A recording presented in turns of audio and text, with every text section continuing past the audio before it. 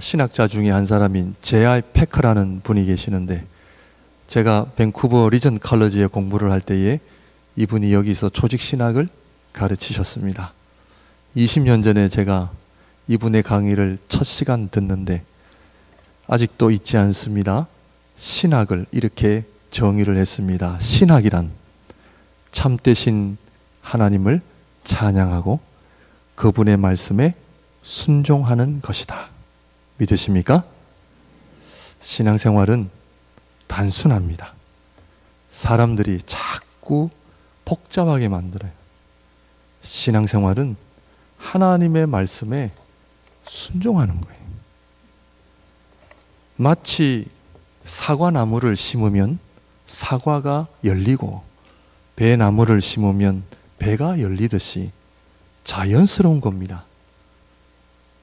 사랑하는 성도 여러분, 신앙생활의 열매를 지금까지 어떻게 해오셨으며 오늘 저녁 주님 앞에 선다면 내가 주님 앞에 어떤 신앙의 열매를 가지고 설 수 있을까? 어떤 열매를 맺고 계십니까? 설교를 한두 번 듣는 거 아니잖아요? 일주일에 주일만 하더라도 52번, 10년이면 520번, 20년이면 1000번이 넘고 새벽 기도회, 금요 기도회, 특별 집회가 있으면 수없이 하나님의 말씀을 듣는데 왜 우리의 삶은 잘 변화되지 않을까요? 저의 고민입니다. 목사로서 안수를 받고 짧지만 신학을 공부하고 목회를 하고 성경 연구를 하고 그렇게 하는데도 왜 잘 변화되지 않을까? 왜 하나님 앞에 신앙의 열매를 정말 좀 뿌듯하게 내드릴 만한 열매가 없을까? 우리 성도님들은 어떤 신앙의 열매를 맺고 있습니까? 예배 서두에 말씀을 드린 것처럼 많은 열매도 있지만 한 가지를 좀 꼽으라면 기쁨입니다. 요즘 예수 믿는 분들이 기쁨을 잃어가고 있어요. 정말 신앙인들이 모여서 기쁘고 감사하고 이런 아름다운 고백을 해야 되는데 모여서 대부분 저를 포함해서 문제만을 이야기합니다. 문제. 앉았다 하면 문제입니다. 이것은 하나님 기뻐하시는 예수 믿는 사람들의 삶은 아니죠. 정말 예수를 내가 제대로 믿는다면 기뻐야 됩니다. 앞에서 손들고 기뻐하십시오 이래가지고 되는 것이 아니죠. 자연히 기쁜 거죠. 우리 성도님들 지난 한 주간 동안 정말 기쁨 속에 사셨습니까? 정말 성령 충만하게 그렇게 사셨습니까? 내가 서 있는 삶의 자리가 내 마음에 안 들고 정말 내가 감사할 조건은 아무것도 없지만 내가 예수 믿는 이 한 가지만 가지고도 기쁘고 하나님께서 저와 여러분들을 하나님 백성 삼아주신 그 하나만 가지고도 살아갈 힘이 있고 능력이 있고 기쁨이 있는데 우리는 그러한 기쁨들을 다 놓쳐버리고 문제에 쌓여 살아가고 있다는 거죠. 왜 그럴까? 저희는 지금 마가복음을 계속 보고 있는데 오늘 조금 옆길로 나왔습니다.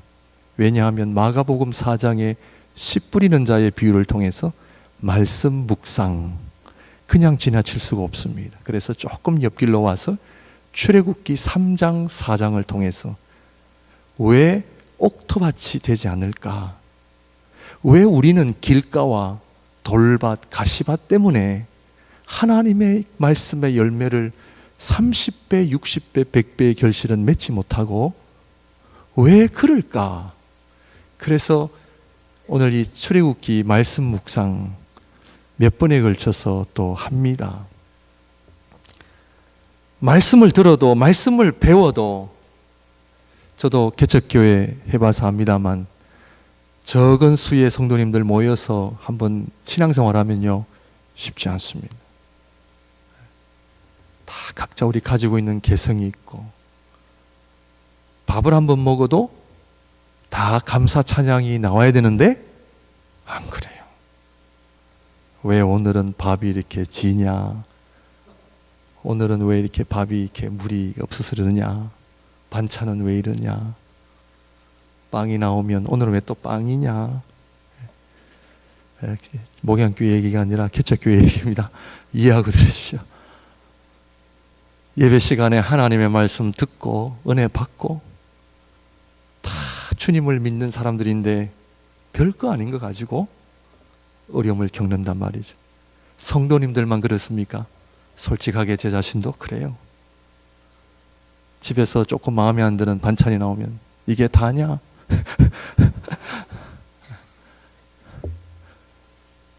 저희 아들이 오랜만에 와가지고 같이 시간을 보내고 있는데 저를 요즘에는 좀 컸다고 저를 약을 올려요. 그래가지고 하는데 아무것도 아닌데 아빠의 그 화난 모습을 딱 찍어가지고 아빠의 화난 모습 왜 그럴까? 결론은 하나님의 말씀을 통해 내 자신을 처리하는 것을 배우지를 못했습니다. 내 자신을 처리해야 됩니다. 출애굽기 3장 4장은 정말 하나님께서 모세를 자신을 처리하는 방법을 얘기하시는 거죠. 내가 살아있으면서 은혜? 아니죠. 내가 죽지 않은데 성령의 역사 있을 수 없습니다. 신앙생활은 결국 내가 죽어야 됩니다.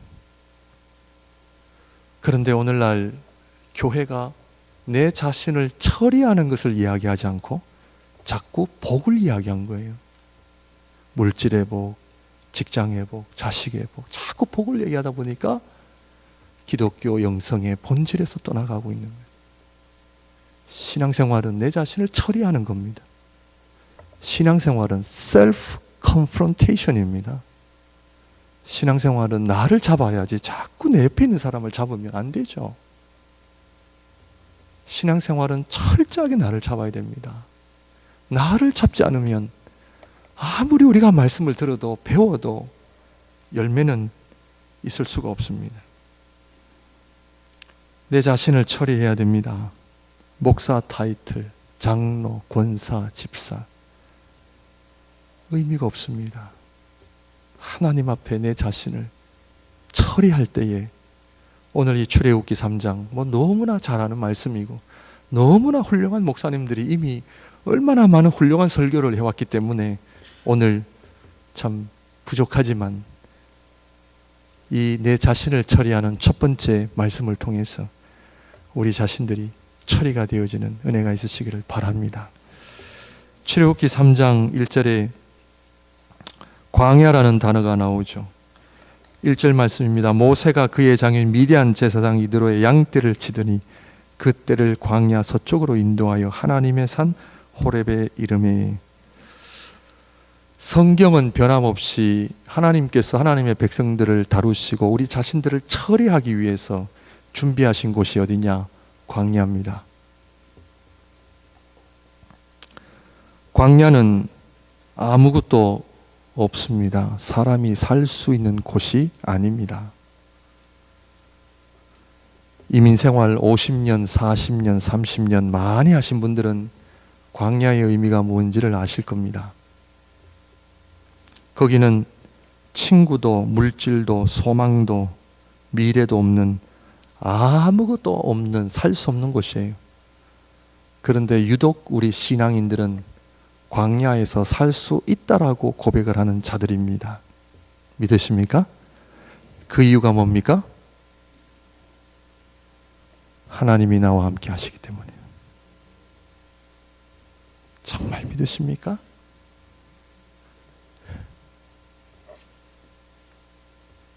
그것이 바로 모세가 경험한 큰 광경이었어요. 그 떨기나무, 불타는 떨기나무, 그 큰 광경을 내가 보리라. 이 큰 광경은 바로의 궁전에서 일어나지 않습니다. 많은 사람들이 이야기하는 은혜, 정말 은혜일까요? 많은 사람들이 이야기하는 은혜는 바로의 궁전과 같이 모든 것이 있고 풍요롭고 내가 원하는 삶이 다 있는 것 은혜일까요? 그런데 바로의 궁전에서는 떨기나무가 존재하지 않습니다. 이 큰 광경은 없습니다. 물질은 많을 수 있고 권력은 많을 수 있고 이 세상 사람들이 그렇게 부러워하는 것들은 다 있을 수 있지만 이 큰 광경은 존재하지 않습니다. 복음서에 보면은 우리 예수님 말씀하시기를 너희가 무엇을 보러 나왔느냐? 화려한 옷을 입은 사람들이냐? 그러면은 궁전에 가라. 너희가 무엇 때문에 나왔느냐? 선지자를 보러 나왔느냐? 그러면 잘 왔다. 사랑하는 성도 여러분, 무엇을 보고 사십니까? 무엇을 보러 나오셨습니까? 여러분의 인생에 정말 기대하는 큰 광경은 무엇입니까? 기도를 했더니 막 우리 자식들이 변하고 남편이 변하고 막 물질이 쏟아지고 그거를 제가 부인하는 것은 아닙니다. 그러나 오늘 이 말씀을 통해 이러한 큰 광경은 궁전에나 있는 것이죠. 신앙의 세계에서는 더 본질적인 것이 있습니다. 그것은 바로 큰 광경이죠. 큰 광경은 오늘 말씀을 통해서 저와 여러분들이 각자 받으신 은혜로 해석을 하셔도 됩니다. 그러나 본질적으로 이 큰 광경은 뭐냐? 진짜 은혜죠. 하나님을 체험하는 거죠. 하나님을 체험하는 분들은 압니다. 이 세상이 주는 그 어떤 것보다도 비교할 수 없다는 걸 아십니다. 하나님이 나와 함께 하신다는 그 손길, 하나님이 살아계신다라고 하는 간증, 지금도 아브라함의 하나님, 이삭의 하나님, 야곱의 하나님이 우리 가정을 붙드시고 우리 교회를 붙드시고 나와 함께 하신다는 것을 경험한 사람은 압니다. 그거를 세상이 주는 복과 비교할 수 없죠.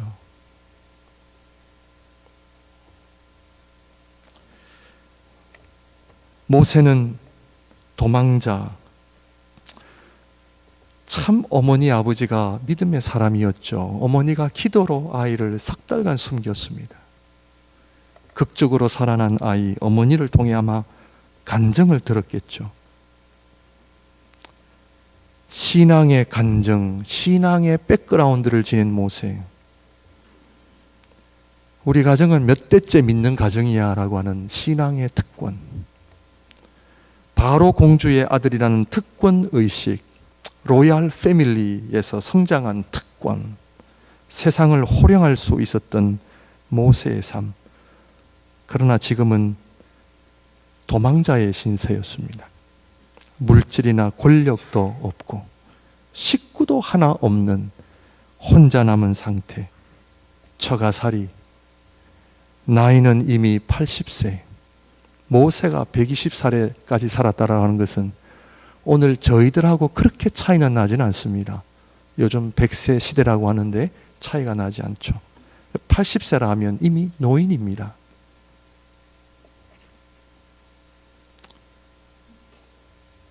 아무것도 남지 않는 그의 인생. 4장에 보면 하나님께서 그에게 물으시기를 네 손에 들고 있는 것이 뭐냐? 지팡이입니다.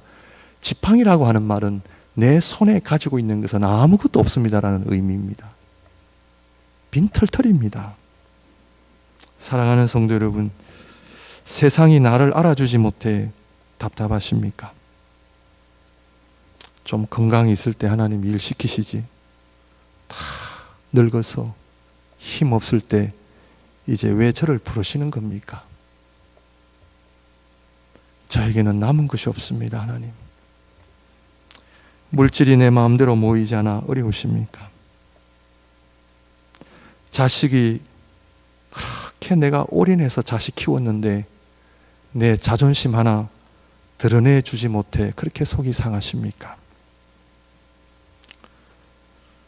건강이 내 마음대로 안 됩니까? 왜 이 어려운 병은 나에게 찾아와 나를 이렇게 힘들게 하는가? 아무것도 남겨진 것이 없다고 여겨질 때 한마디로 실패한 인생 앞에 여기에 하나님 찾아오십니다. 이게 광야입니다. 여기에 말씀이 임하죠. 창세기를 보면 요셉도 아버지 야곱으로부터 사랑을 받고 채색 옷을 입었을 때 하나님은 그를 가리켜 형통하다 그러지 않으셨어요.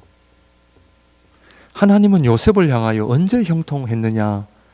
형들에 의해 팔림을 당했을 때, 정말 피를 나눈 형들로부터 버림을 받고 보디발 가정의 종으로 들어갈 때, 성경을 잘 보십시오. 요셉은 형통하였다 그랬어요. 이해가 되어지십니까? 여기 형들에게 팔림 당해보신 경험 있으십니까? 없으시잖아요. 내 모든 그 인간관계의 배신, 저 사람이 나를 어떻게 그럴 수 있느냐? 충분히 그럴 수 있습니다. 요셉이 억울하게 감옥에 갔을 때 성경을 보십시오. 그가 형통하였더라. 아버지의 사랑을 독차지하고 채색 옷 입고 이럴 때가 형통이 아니라는 거예요. 하나님을 믿는 하나님의 백성들이 구하는 은혜는 본질적으로 다릅니다. 이 세상에서 누리는 복을 제가 부인하는 거 아닙니다. 인정합니다. 또 하나님 주십니다. 잘 되게도 하십니다. 그러나 지금 그 이야기가 아니라 성경이 말하는 본질적인 은혜, 그것은 세상과 전혀 다릅니다.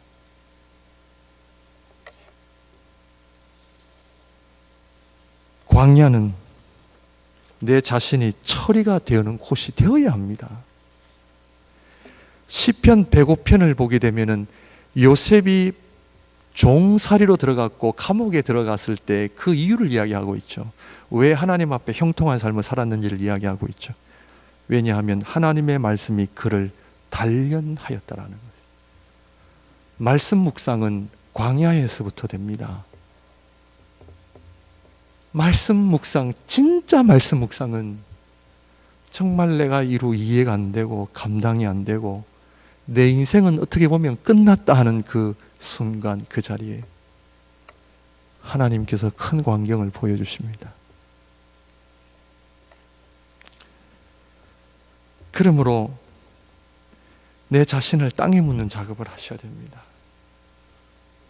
그렇지 않으면 말로는 하나님의 영광이지만 속으로는 다 내 영광 챙기고 있는 거죠.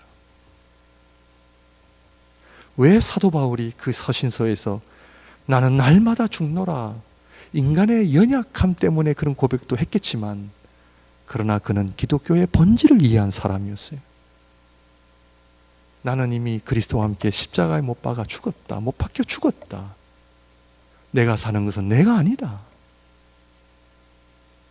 가난하나 부하나, 공부를 많이 했으나 적게 했으나, 사람들이 나를 알아주나 인정해주나 전혀 상관이 없어. 내 안에 사는 것은 그리스도야. 이 기쁨 때문에 있는 거죠. 이 기쁨, 이 복음 때문에 내가 즐거워하는 거죠. 그런데 우리는 어떻습니까? 겉으로는 신앙인 척하면서 다 우리의 가치관도 사람들이 나를 어떻게 보느냐, 나의 자존심 구겨지지 않으려고, 나의 체면 망가지지 않으려고 안간힘을 쓰고 있지 않습니까? 거기에는 하나님의 말씀의 역사가 일어나지 않습니다. 하나님의 말씀, 광야입니다. 광야로 나오시기를 바랍니다. 참 어렵습니다. 어렵습니다. 눈물이 아니고서는 갈 수 없습니다. 정말 하나님 앞에 살려달라고 고백하지 않고서는 갈 수 없는 것이 광야.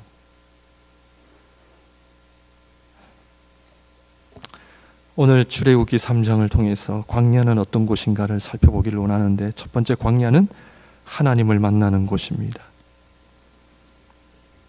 하나님을 만나셨습니까?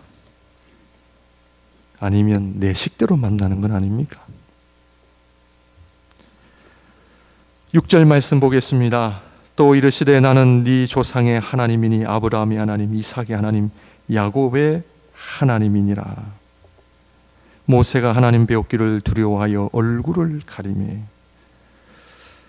저와 여러분들이 알고 있는 하나님은 어떤 하나님이십니까? 지식적인 하나님이 아니고 정말 살아계신 하나님을 경험하고 계십니까?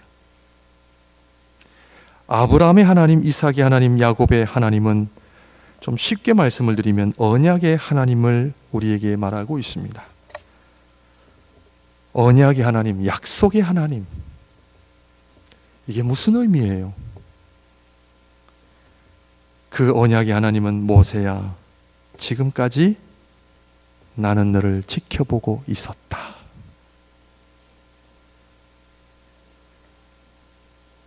사랑하는 이스라엘 백성들, 지금까지 내가 보고 있다. 이 얘기예요. 나는 너를 한 번도 잊은 적이 없다. 나는 너를 지금까지 내 손에서 내놓은 적이 없다. 하나님께서는 지금도 저와 여러분들을 향하여, 하나님의 백성과 자녀들을 향하여 나는 언약의 하나님, 나는 너희들과 함께하고 있다. 믿겨지십니까? 그렇다면 왜 이스라엘 백성은 430년 동안 노예 살이를 해야만 했습니까? 하나님, 이 질문이 나오는 거예요. 왜 하나님 지난 40년 동안 제가 도망자의 신세로 살 때 왜 하나님 가만히 계셨습니까? 이 질문이 우리 모두가 갖는 질문입니다. 하나님, 내가 어려움 당할 때 왜 하나님 침묵하셨습니까? 내가 그렇게 힘들고 어려울 때 왜 하나님 나의 기도를 들어주지 아니하시고 왜 가만히 계셨습니까? 왜 저를 돕지 않으셨습니까? 하나님께서는 아브라함의 하나님, 이삭의 하나님, 야곱의 하나님, 내가 누군지 아느냐? 하나님이시. 3장 4장을 보게 되면 모세가 하나님 앞에 따지잖아요. 왜 하나님 지금에서야 나타나셨습니까? 이 얘기죠. 내가 40년 전에 젊었을 때, 내가 이스라엘을 구원하려고 했을 때 왜 하나님 저를 모른 척 하시고 40년이 지나서야 나타나셨습니까? 어려운 겁니다. 오늘 본문에서 말씀하시죠. 그 이유를 말씀하세요. 왜 그런지 아느냐? 네 발에서 신발 벗기기 위해서다.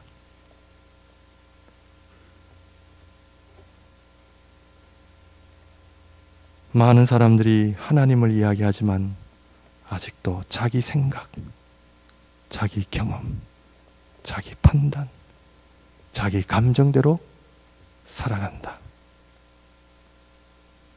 내가 40년 너를 기다린 것은 네 인생이 네 생각과 네 경험에 의해 이루어지는 인생이 아니라 하나님의 말씀에 의해 이루어지기 위하여 내가 기다렸다.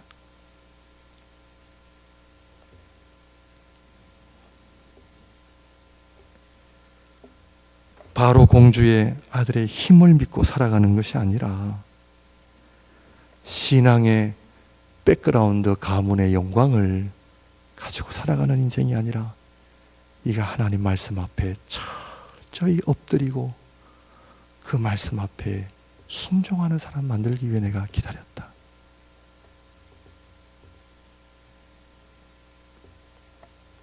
사랑하는 성도 여러분, 구약에 나타난 첫 번째 시험, 먹는 문제죠. 어디에서 일어납니까? 에덴 동산입니다. 우리 인간은 에덴 동산에서 하나님의 말씀에 순종에 성공했습니까? 실패했습니까? 실패했습니다. 신약에 나오는 첫 번째 시험이 바로 예수님께 향한 시험이죠. 먹는 문제였습니다. 그런데 예수님이 계신 곳은 에덴 동산이 아니라 광야였습니다. 여러분, 단순히 광야가 아닙니다. 광야는 하나님의 말씀을 내가 듣는 곳뿐만 아니라 광야는 하나님 말씀에 순종하는 광야에서 일어남을 우리에게 보여주고 있거든요. 예수님께서 아름다운 순종 어디에서 승리하셨습니까? 광야죠. 바울이 하나님의 말씀을 대부분 어디에서 받았습니까? 감옥이었습니다. 사도 요한도 광야였던 유배지였던 patmos에서 마지막 요한계시록을 받게 되죠. 그 patmos이라는 거 저는 가보진 않았습니다. 로마가 보인대요.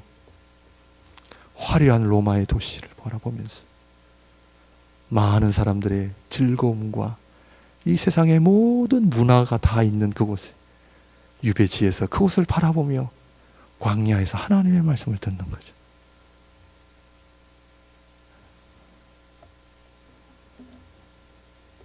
광야는 하나님을 만나야 됩니다. 하나님께서 지금까지 우리의 고집, 내 생각대로 살아온 먼지가 묻은 신발 벗기기 위함인 것을 알고 계십니까? 신앙생활은 내 발에서 신을 벗을 때부터 시작됩니다. 그렇다면 하나님께서 마지막으로 광야가 왜 존재하는가? 말씀에 붙잡힐 때, 말씀에 순종할 때 비로소 우리는 하나님의 일을 하게 되어 있습니다. 8절 말씀을 보게 되면 내가 내려가서 그들을 애굽인의 손에서 건져내고 그들을 그 땅에서 인도하여 아름답고 광대한 땅, 젖과 꿀이 흐르는 땅, 곧 가나안 족속, 헷 족속, 아모리 족속, 브리스 족속, 히위 족속, 여부스 족속의 지방에 데려가려 하노라. 지금 동사를 보면 내려가서 건져내고 인도하여 데려가려 하노라. 우리 하나님께서의 고백입니다. 하나님께서 내려가서 건져내고 인도하여 데려가려 하노라. 우리 하나님이 하신 일인데 누가 누구를 통해서 하십니까? 모세죠. 정말 우리 하나님의 일을 하셔야 됩니다. 우리가 생각하는 하나님의 일, 글쎄요. 저는 이 출애굽기 3장 하나님께서 모세를 통해서 한 사람의 영적 지도자뿐만 아니라 한 사람의 영적 신앙인을 세우시기 위하여 우리 하나님께서 얼마나 투자를 하고 계시는가 제가 그걸 깨달았어요. 성도님들, 자식을 위해서 선물을 하나 사면 그 자식에게 선물을 빨리 주고 싶어요? 천천히 주고 싶어요? 빨리 주고 싶어요. 생일 때까지 못 기다려요. 그냥 사자마자 주고 싶어서 야야야 너를 위해 샀다. 여러분, 하나님의 마음이 이해가 되어지십니까? 430년을 기다리시고 80년을 하나님이 기다리셨다고 하는 것은요, 한 사람이 하나님 앞에 빚어가는 그 과정이 얼마나 중요한가를 우리에게 보여주고 있잖아요. 그 사람의 발에 신을 벗기시기 위하여, 정말 하나님 앞에 순종하기 위하여, 정말 하나님의 말씀에 순수하게 순종하기 위하여 자신의 영광, 자신의 자랑 다 제거하고 정말 하나님 앞에 말씀에 사로잡히는 사람 되기 위하여 광야를 통해서 하나님의 백성들을 세우신다. 떨기나무 이야기를 하고 정리하도록 하겠습니다. 떨기나무에 불이 붙었지만 타지 않죠. 무슨 의미입니까? 저는 이렇게 좀 해석을 해봅니다. 떨기나무는 하나님의 백성이요, 모세요. 보잘것없잖아요. 거기에 불, 어떤 분은 하나님이라는 해석도 하고, 저는 고난이라고 하는 해석을 해봅니다. 그 하찮은 존재에 불이 붙었지만 타지 않는다. 사랑하는 성도 여러분, 430년, 80년 하나님은 절대로 손해를 보시지 않는 분입니다. 우리가 보기에 헛된 시간 같고 의미가 없는 시간 같고 광야의 40년이라고 하는 시간이 어떤 벌을 받는 시간 아닙니다. 하나님은 아브라함의 하나님, 야곱, 이삭의 하나님, 야곱의 하나님, 그들과 함께 하셨고, 떨기나무에 불이 붙었지만 타지 않는다라고 하는 것은 여전히 하나님의 손길이 있었고, 하나님은 그들을 기억하셨고 그들을 사랑하셨고, 보잘것없는 한 인생을 들어 하나님 나라와 영광을 위하여 사용하시기 위하여 그를 다듬으시고 그를 기다리시고 그와 함께 하셨다는 사실을 오늘 이 광야에서 모세가 경험한 거죠. 사랑하는 성도 여러분, 광야 때문에 어려우십니까? 광야는 하나님을 만나는 곳입니다. 만나는 곳입니다. 그래야 진짜 은혜를 가지고 진짜 하나님의 사람으로 진짜 하나님의 일을 감당하시는 우리 모두가 되시기를 주님의 이름으로 축원드립니다. 기도하겠습니다.